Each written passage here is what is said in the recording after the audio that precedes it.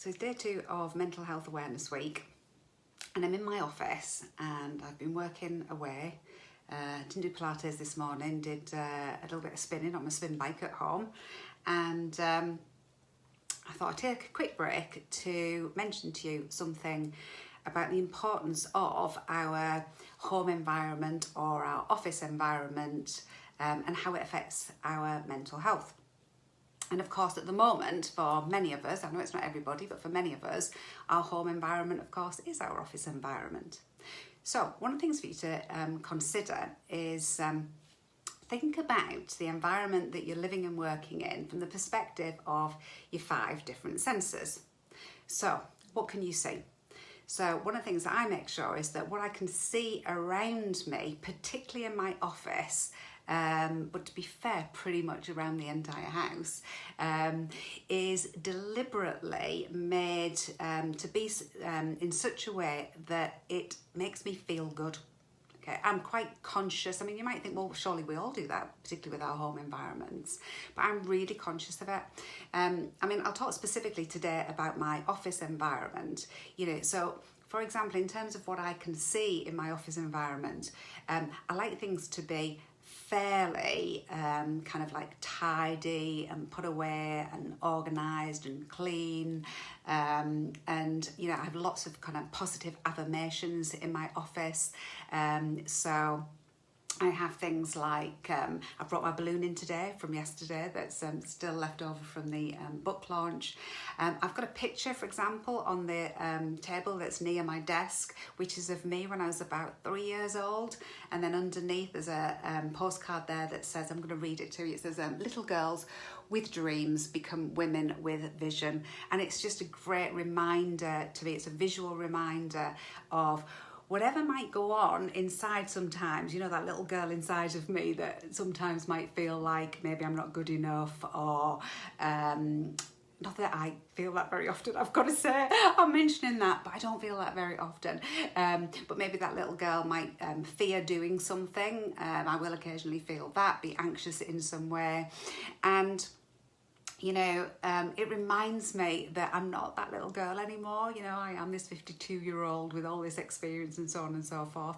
And actually, just above that picture, again, another visual clue for me, or cue for me, is I've got my MBA certificate. So if you don't know me, you won't know that I did my MBA when I was 46 years old, having not gone to university before when I was younger. And again, that's just that nice little reminder that, even at that age, I was able to go and sit with a whole load of 20-somethings. I think the average age on my class was about 26 years old. And, do my MBA, get a distinction, get a lot of feedback from a lot of the people in my class that said, to be honest, you could have taught the course, Claire.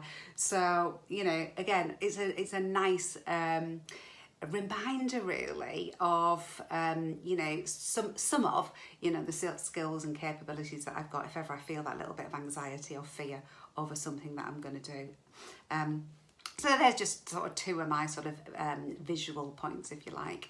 But then if you look at the next sense, so if you look at what you can hear, now it's different things for different people. For me, I need silence in order to be either creative or to really focus on detail. I've worked out that I need silence, so I don't have anything on in the background at all. Now my other half is in a different office, and he tends to like music or something in the background. I know my daughter, when she was working from here at the beginning of lockdown, she liked to have some tiny little bit of noise distraction in the background. That actually helps them to concentrate. So we're all different. So it's about, being really conscious about working out in terms of what you can hear. What do you need? I do occasionally open the window and kind of like hear the birds and things. That's kind of okay, but anything more than that for me creates a bit of a distraction. And then the third sense, what you can smell, and you might think, oh God, what's she talking about now? This is all a bit woohoo, but honestly, it's not. If you think about, what a lot of our memories that we have, positive memories, for example, are associated with smells. And there are some lots of nice smells in some people's offices.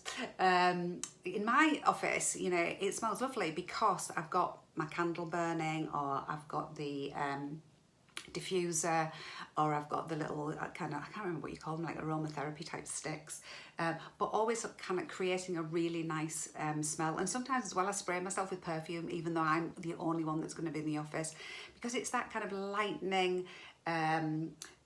For me, it's a bit like I was saying yesterday about what I'm wearing, you know. It just makes me feel brighter, more energetic, and just generally in a really good mood. And you need a good mood to be able to perform well. So that's the fourth one. You're going to think I'm really mad now. So what about what you can taste? So again, if you think about that sense, you know, I always have water at my desk, not just from we need to hydrate, and that's really good in terms of, you know, from a health perspective, but also just having that, you know, nice freshness in your mouth because you feel hydrated.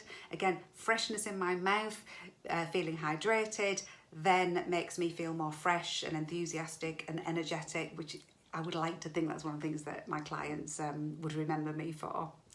And then the fifth one, you know, what you can feel, again, incredibly important. So I was talking about it yesterday in terms of how we feel, in terms of, you